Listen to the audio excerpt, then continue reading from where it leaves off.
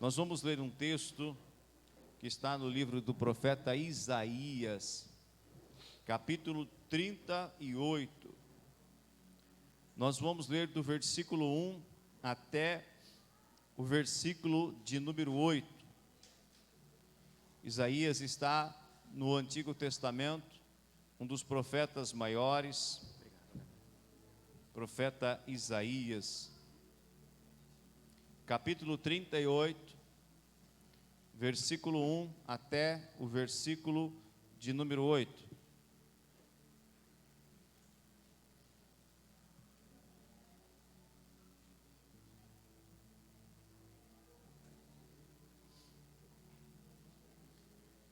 Se alguém precisa de ajuda, levanta a mão. Um pastor, um obreiro vai até você para auxiliar. Amém? Aleluia. Para a gente dar andamento, vamos ler. O pastor está aí. Você pode levantar a mão, ele vai até você. Naqueles dias, Ezequias ficou doente, à beira da morte. O profeta Isaías, filho de Amós, foi visitá-lo e lhe disse: assim diz o Senhor, ponha a casa em ordem, porque você vai morrer, você não se recuperará. Ezequias virou o rosto para a parede e orou ao Senhor: lembra-te, Senhor, de como tenho te servido com fidelidade e com devoção sincera, e tenho feito o que tu aprovas. E Ezequias chorou amargamente. Então a palavra do Senhor veio a Isaías: vá dizer a Ezequias, assim diz o Senhor, o Deus do seu antepassado Davi: ouvi sua oração e vi suas lágrimas, acrescentarei 15 anos à sua vida, e eu livrarei você e esta cidade das mãos do rei da Síria. Eu defenderei esta cidade. Este é o meu sinal de que o Senhor fará o que prometeu. Farei a sombra do sol retroceder 10 graus, que ela já cobriu na escadaria de Acaz. E a luz do sol retrocedeu os 10 degraus que tinha avançado. Amém? Fecha a Bíblia, fecha os olhos. Pai, aqui está a tua palavra, aqui estão os teus filhos. Que nessa noite teu Espírito possa bradar no íntimo de cada um de nós, trazendo a revelação, trazendo o ensino, o entendimento da tua palavra. Que ela faça morada em cada coração. Pai, no nome de Jesus, tudo aquilo, Senhor, que não permite a gente entender, tudo aquilo que bloqueia a nossa mente, seja cancelado. E que o teu Espírito tenha liberdade. E nós, desde agora, te agradecemos em nome de Jesus. Amém? Ezequias, ele foi o 13º rei de Judá. E foi um homem, querido, que com 25 anos de idade, ele assumiu o reinado. Deus escolheu esse homem para governar. Porém, muito cedo, ele teve uma enfermidade.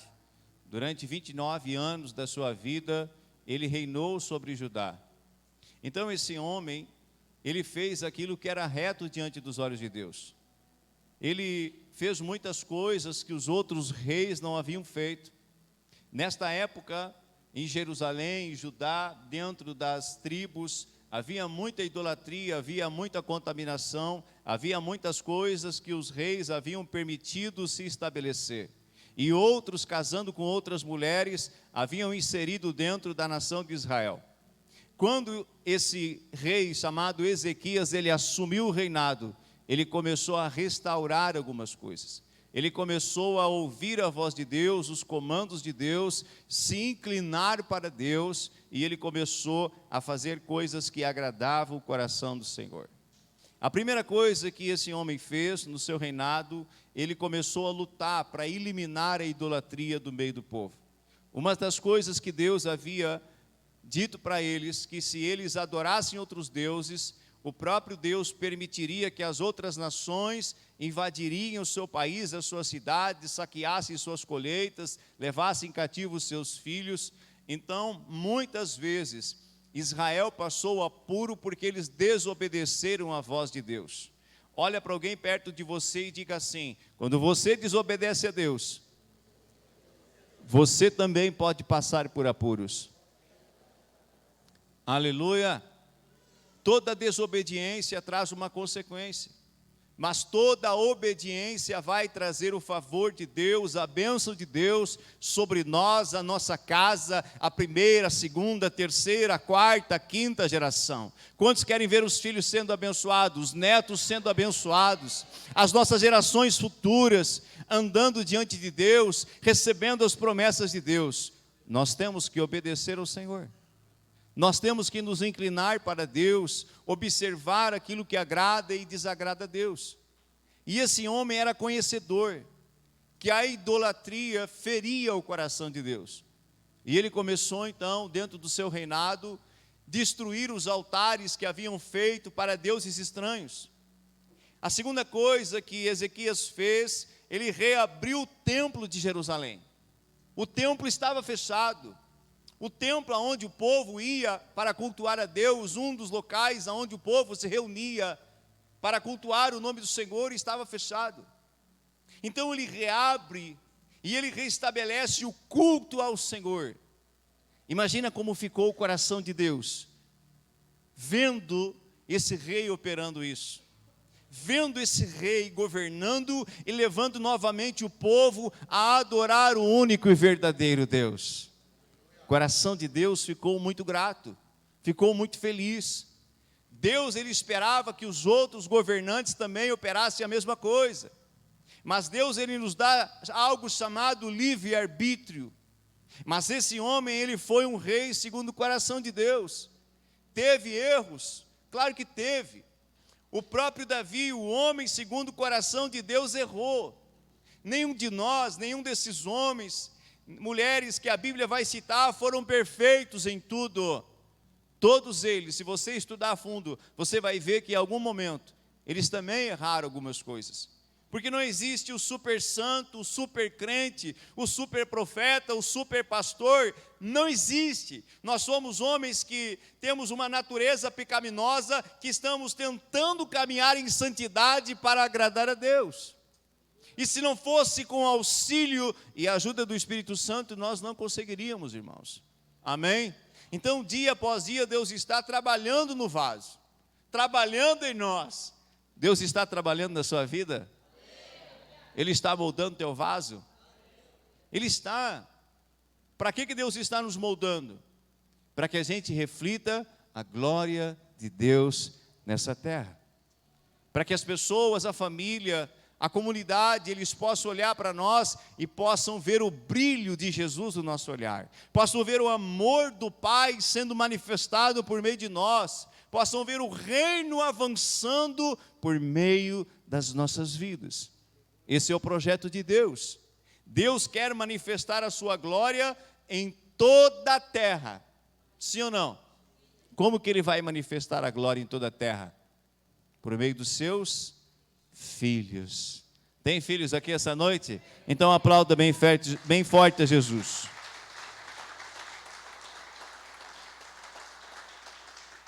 Porém o rei fica doente, querido. Uma doença grave. A Bíblia não relata que doença era. E além de ficar doente, todo rei, os profetas andavam junto com os reis. E um dos profetas que andava junto com Ezequias era Isaías. Um profeta sério, um mensageiro de Deus. Um mensageiro com uma intimidade com o Senhor, boca de Deus na terra. Então Ezequias estava lá no seu palácio e ele recebe a visita de nada mais, nada menos do que Isaías. Imagina os serviçais do rei Ezequias dizendo para ele: meu rei, o profeta Isaías está vindo aí. Quando o rei recebia essa notícia, o profeta de Deus está vindo aí, eles tremiam. Porque ou a visita era de paz, ou era para trazer uma sentença da parte de Deus. Então eu acredito que esse homem, esse rei Ezequias ficou apreensivo. O que será que é? E quando Isaías se apresenta, levanta um pouquinho mais o fundo. Quando Isaías se apresenta para ele, ele vai dizer: meu rei, eu estou aqui enviado pela parte de Deus, e eu tenho uma mensagem para ti. Primeira coisa, arruma a sua casa, organiza ela, prepara ela, porque a enfermidade que está sobre você não é para cura, é para morte. Meu rei, você vai morrer. Imagina você, na sua casa, se coloque no lugar desse rei. Você está com uma enfermidade, não sabe o que é, não sabe quanto tempo você tem de vida, e aí chega um profeta de Deus, um mensageiro de Deus, olha para você e diz: arruma a tua casa, porque o Senhor vai te recolher. O que passa no teu coração? Qual o sentimento que passa dentro de você? Qual a expectativa? Te coloca no lugar dele. O que você faria se chegasse o homem ou a mulher de Deus e falasse: prepara a tua casa, porque eu vou te recolher? O que você faria? O que você faria? O que nós faríamos diante dessa situação? Então, analisando esse texto, eu consigo identificar algumas coisas, alguns pontos.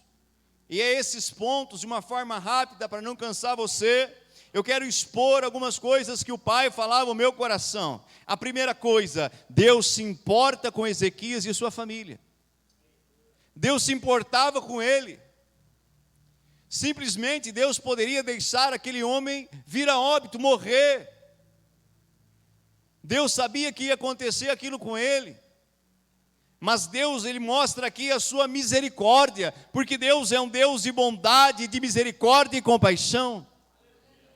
Eu vejo o amor de Deus, a graça de Deus, eu vejo Deus se importando com aquele rei, e mandando um servo até lá, dizendo para ele: olha, arruma tudo, arruma aí, arruma as coisas que não estão certas dentro de casa, arruma aí a sucessão, porque você vai morrer.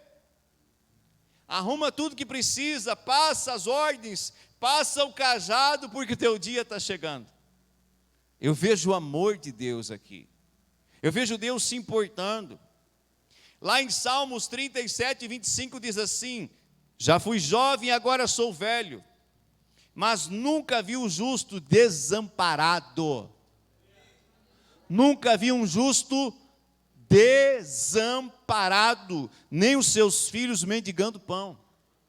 Vou te fazer uma pergunta: Isaías agradava o coração de Deus, sim ou não?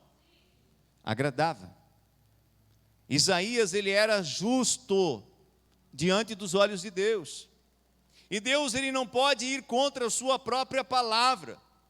Se Isaías era justo, Deus não podia simplesmente deixar aquele homem desamparado. Se Deus quisesse deixar, Ele poderia.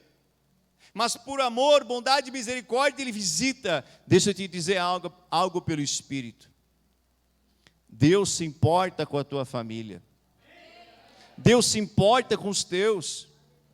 Você está aqui, você está buscando a Ele, você está procurando andar em santidade, em retidão, em justiça. Deus se importa com os teus, Ele se importa com os meus. Ele vai cuidar de todas as coisas, Ele vai cuidar da nossa casa, Ele vai cuidar da nossa parentela, porque o Senhor é um Deus que se importa, aleluia. Um dia tinha um irmão, ele está aqui, muito inquieto com o filho.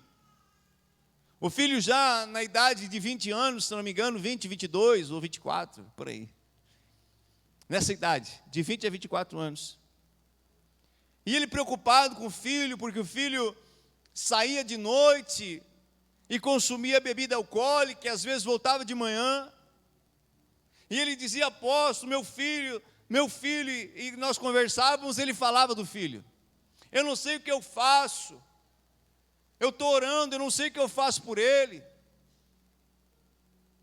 E um dia Deus me usou para entregar uma palavra para ele, na oração da manhã, se eu não me engano, ou foi num culto, a nossa memória é esquecida, e Deus me usa para entregar uma palavra para ele e dizer: do teu filho cuido eu. Dos nossos, Deus está cuidando. Enquanto eu estou na presença dEle, enquanto eu estou cumprindo a palavra, enquanto eu estou obedecendo, pode se levantar o inferno todo, Deus vai cuidar. Ele é fiel para cuidar. Ele não desampara. Nenhum pássaro, nenhum animal do campo que não planta, não colhe, não fia, Deus não deixa um pássaro morrer, Ele está cuidando de tudo. Quanto mais nós, aleluia, quanto mais eu e você, continue andando na presença dEle, continue obedecendo, fazendo as coisas que agradam o coração de Deus, que Deus vai te visitar e vai bradar nessa área que você tanto necessita. A segunda coisa que eu entendo, que ninguém fica para semente, todos nós vamos morrer. Aleluia. Ninguém fica para semente, irmão. Vai chegar a tua hora, assim como vai chegar a minha. Eclesiastes 7:2 diz assim: é melhor ir à casa onde há luto do que ir à casa onde há festa, pois a morte é o destino de todos. Os vivos devem levar isso a sério.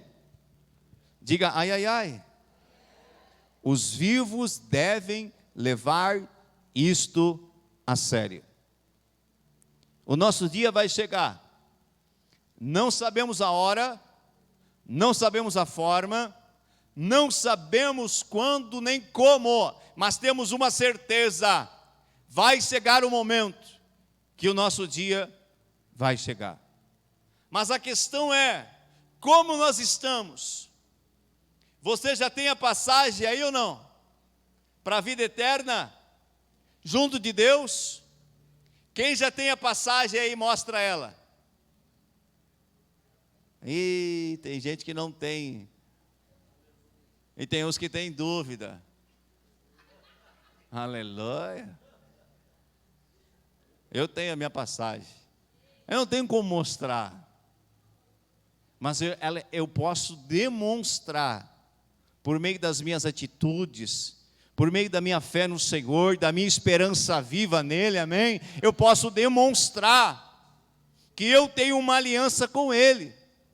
Então todos aqueles que aceitaram a Cristo, que nasceram de novo, há uma esperança viva para eles. Antes de Jesus partir, Ele olhou para os discípulos que andaram um bom tempo com Ele e disse assim: ei, amados, eu estou indo, e eu vou preparar um lugar. Assim que estiver pronto, eu vou voltar e vou levá-los comigo, para que onde eu estiver, vós também estejam. Que lugar é esse?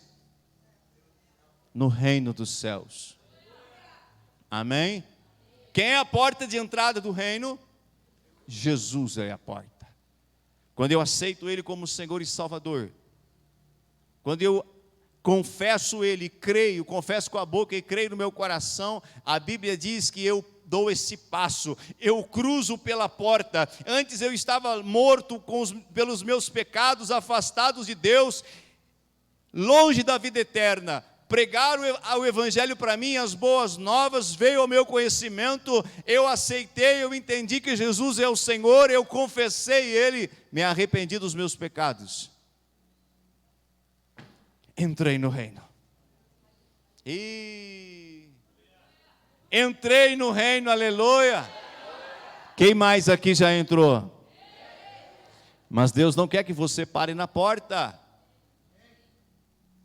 Porta é lugar de acesso. Existe muita coisa atrás da porta, aleluia. Olha para alguém e diga: não para atrás da porta. Ou após a porta, não pare após a porta. Siga avançando, siga caminhando. O reino do nosso Pai é riquíssimo, é cheio de promessa, é muitas coisas maravilhosas. O apóstolo Paulo vai dizer: nem olho viu, nem ouvido ouviu, nem subiu ao coração do homem as coisas que Deus preparou para aqueles que o amam. Há muita coisa tremenda. E aí tem aqueles que param na porta. Tá bom, estou salvo, vou ficar por aqui. Ei, querido, se aprofunda. Há um rio para você entrar, que é o rio do Espírito. Você pode ouvir a Deus, conversar com Ele, ter experiências com Ele. Ele vai revelar segredos do coração dEle para você. E aí tem pessoas que se contentam com migalhas, com coisas pequenas. Deus, Ele já quer que nós começamos a viver esse sobrenatural, essas coisas preciosas, desde agora. Amém? Desde agora. Aonde estão os maiores tesouros? Deixa eu explicar.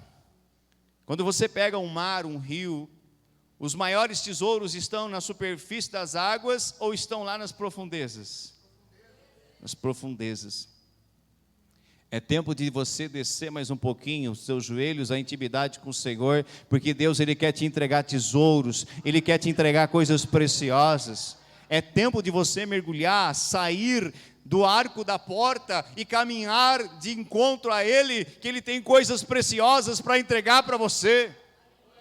Aleluia! Ninguém vai ficar para a semente. Agora vejamos o que o rei Ezequias, vejamos como o rei Ezequias reagiu após receber a notícia por meio do profeta. Primeira coisa, depois que o profeta foi embora dos aposentos dele, o que ele fez? Virou o rosto para a parede e orou ao Senhor. Ezequias estava gravemente doente, iria morrer, seus dias estavam contados. Ele poderia murmurar, ele poderia questionar, ele poderia se irar, ele poderia fazer tanta coisa, mas ele resolveu buscar aquele que pode todas as coisas, buscar a face de Deus. Por mais que o mensageiro, o profeta veio em nome do Senhor, ele foi orar. Querido, quando existe um problema, quando existe uma situação contrária, você tem que redobrar ainda mais a sua vida de oração. Amém? O inimigo não quer ver você no momento de intimidade, de oração, de relacionamento, porque ali você é fortalecido. Como o inimigo quer nos ver? Que nem galinha de Angola. Com todo respeito à galinha de Angola. Como é que eu canto da abençoada? O Cláudio sabe bem, ó. Obrigado. Vamos aplaudir a vida do Cláudio.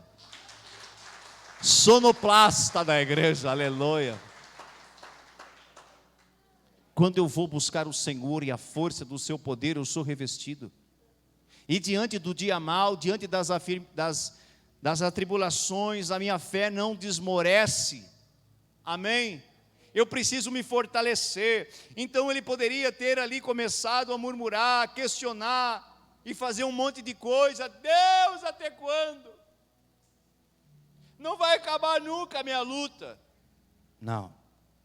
Virou o rosto e foi conversar com o Senhor. Foi orar. Diante da luta, não adianta você ficar murmurando, questionando, dando murro em ponta de faca, não adianta. É tempo de você ir para mais perto do Senhor. Amém? Não adianta abrir o coração com todo mundo, fazer um escambau. Não adianta. Vá para os pés dEle, busque a Ele, e Ele vai estar ali, pronto para te socorrer, pronto para te ajudar. Ezequias falou com Deus. Agora te faço uma pergunta. Você tem falado com Ele? A oração é a forma que nós falamos com Deus. E Deus, Ele vai nos responder de várias maneiras. Pela palavra, pelo louvor, por um sonho, enfim, por um profeta. Existem muitas formas que Deus te responderá, mas a forma como você fala com Ele, não há outra forma, é por meio da oração. Diga oração. E às vezes nós negligenciamos a vida de oração. Segunda coisa que eu aprendo com o rei Ezequias: em sua oração, Ezequias apresenta frutos a Deus. Diga frutos. Diga frutos. Ele apresenta as suas obras que ele havia realizado em prol do seu benefício. É isso? Quem falou não? Aleluia, está muito atento. Que obras que ele apresenta, que frutos que ele apresenta. Ele chega diante de Deus e ele diz: Pai, eu construí isso, formei exército, foi isso? Não. Qual é a oração dele? O que ele fala para o Senhor? Nós lemos: eu tenho te servido, eu tenho me preocupado com as tuas coisas, eu tenho andado em fidelidade contigo. Amém? Essa foi a oração dele. Ele nem pediu para Deus: me cura, me dá mais anos de vida. Ele só disse: se lembra de mim, Senhor. Eu tenho andado em retidão, eu tenho andado em singeleza de coração diante de ti. Ele começa a apresentar os seus frutos diante de Deus. Diga frutos. Lembra-te, Senhor, de como tenho te servido com fidelidade e com devoção sincera, e tenho feito o que tu aprovas. Se você estivesse no lugar do rei Ezequias, que obras você apresentaria para Deus? Quais os frutos nós apresentaríamos nessa hora? Será que nós teríamos frutos para o reino? É uma pergunta que eu e você temos que fazer, e só nós podemos responder. Não é para te olhar para o irmão do lado, analisar ele, não. É para você olhar para dentro de você e ver quais os frutos, ver quais as obras você tem feito diante de Deus, porque as nossas obras, elas ficam eternizadas diante do Senhor. Você sabia disso? As nossas obras, elas ficam gravadas, eternizadas diante do Senhor, escritas, registradas. Amém ou não amém? Quer ver?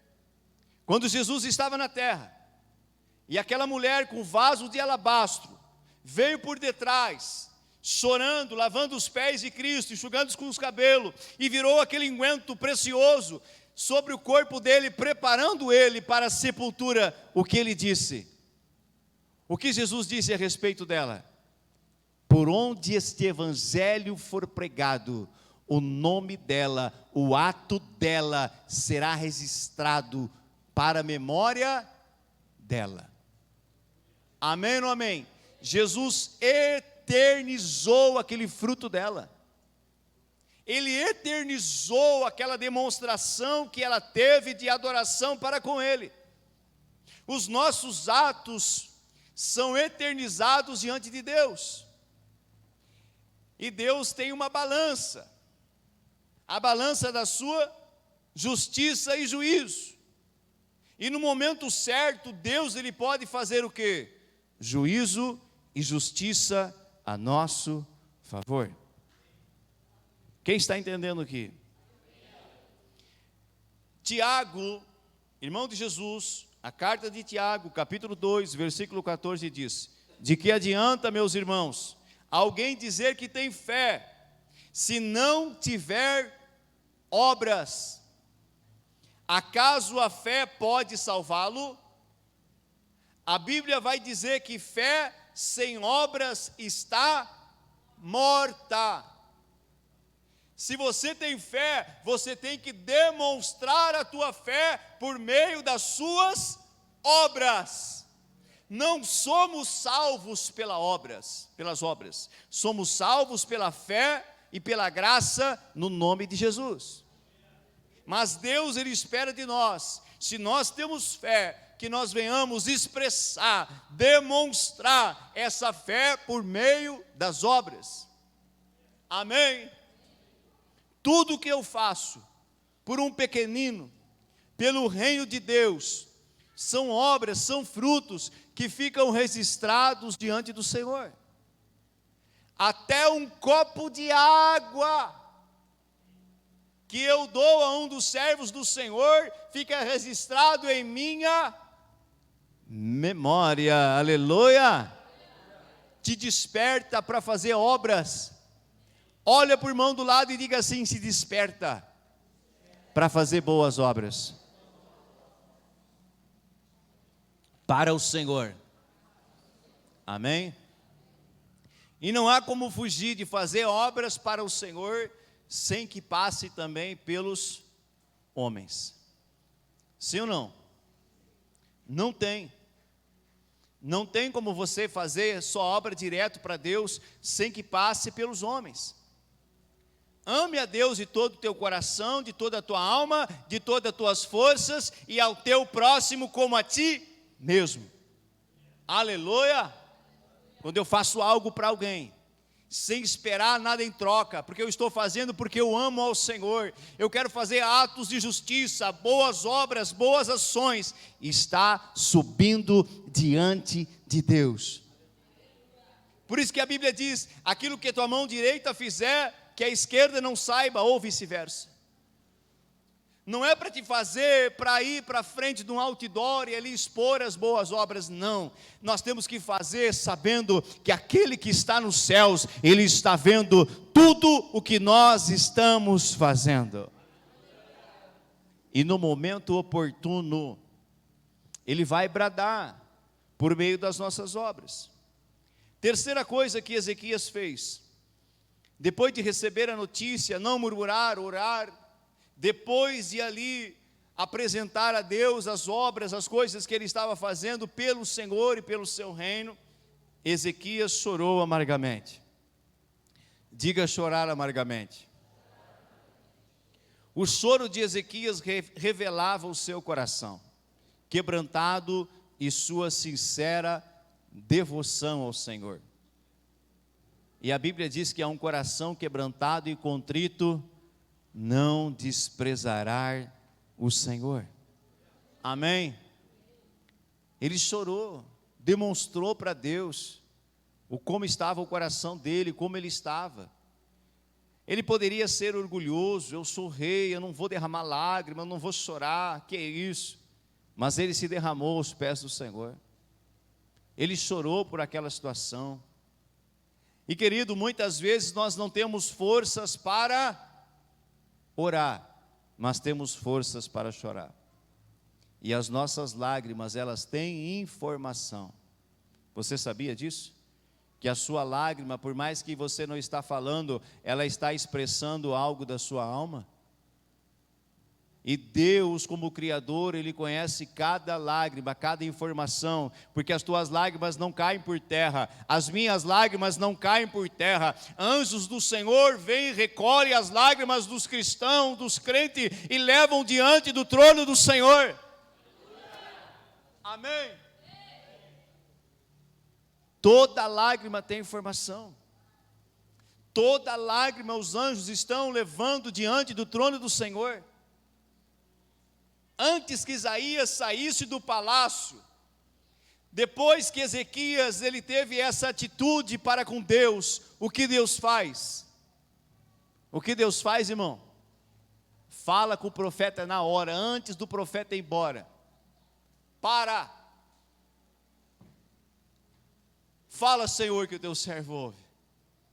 Volta lá e diz para o meu filho Ezequias que eu ouvi a oração e vi as suas lágrimas. Olha que Deus cita: ouvi a oração e vi as suas.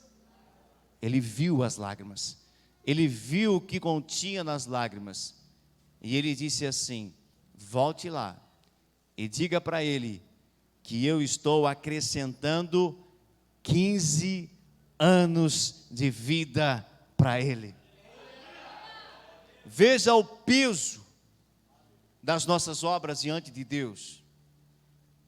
Deus mudou um decreto, irmão, por causa dos atos desse homem.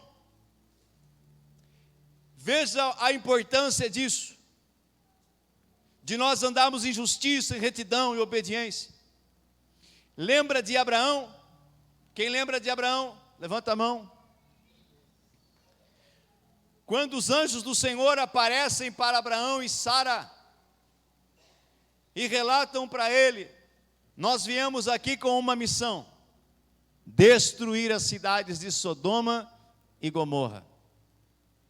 E ainda a Bíblia vai falar, o anjo do Senhor dizendo: acaso eu esconderei algo do meu servo, do meu amigo Abraão? Deus revela, Ele revela as coisas que Ele vai fazer para os íntimos, antes que Ele faça. Olha que tremendo isso. Deus não precisaria dar satisfação, mas Ele faz questão de dizer: você é meu filho amado, e eu vou te revelar algo que eu estou para fazer, que vai acontecer ainda. E Abraão intercede. Sim ou não? Quem morava lá? Ló, seu sobrinho e sua família.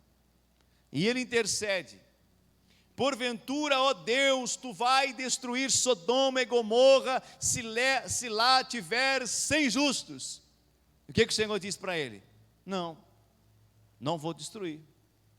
E aí Abraão segue insistindo: mas Senhor, se tiver 50, 40, 30, 10, vai destruir?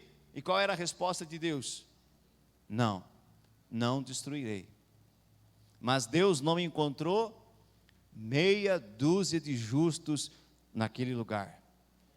E naquela época, Deus destruiu Sodoma e Gomorra. Aleluia!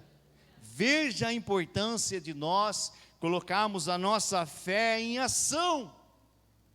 Olhe para alguém e diga assim: essa semana você vai colocar a sua fé em ação, por meio de obras.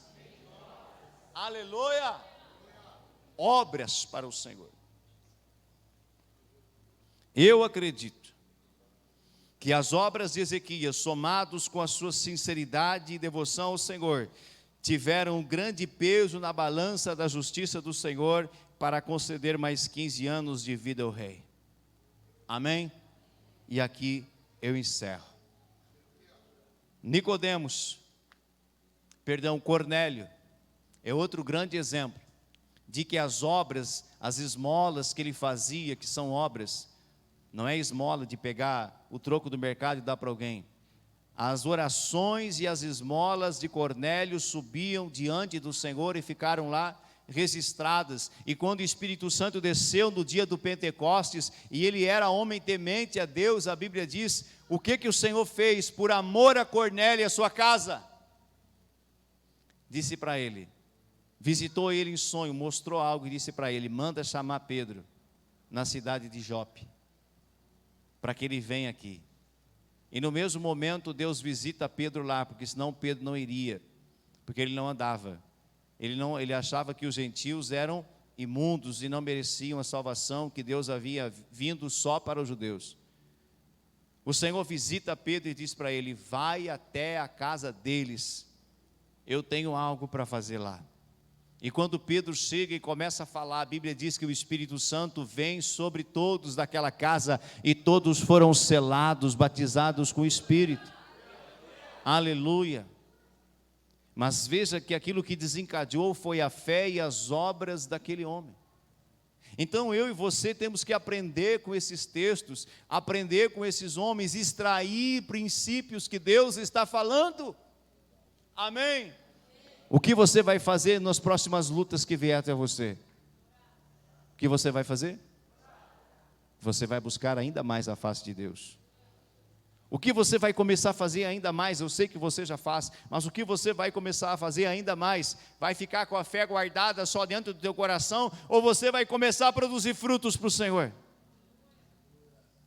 Sabe, querido, quando o Senhor me incendiou meu coração, que eu nasci de novo, que a gente tem aquela experiência de nascer de novo da água e do Espírito, que o Espírito Santo passa a habitar dentro de nós, é como um rio, uma fonte que começa a jorrar e não tem como botar uma rolha na boca do camarada. Tem que jorrar, aquela fonte tem que sair. É algo mais forte do que você. Amém? Eu comecei a falar de Jesus para todos que eu conhecia e não conhecia. Por que isso? Porque eu queria compartilhar com eles aquilo que eu havia recebido. Não guarde só para você o que Deus já te deu. Quanto mais você dá, quanto mais você distribui, mais Deus te devolve. Essa semana vai ser uma semana de você mostrar para Deus frutos. E vai subir, ouça, vai subir com uma velocidade diante dos olhos do Senhor, e coisas que estavam trancadas, elas vão destrancar na sua vida, fruto dos teus atos de justiça diante do Senhor. Quem acredita?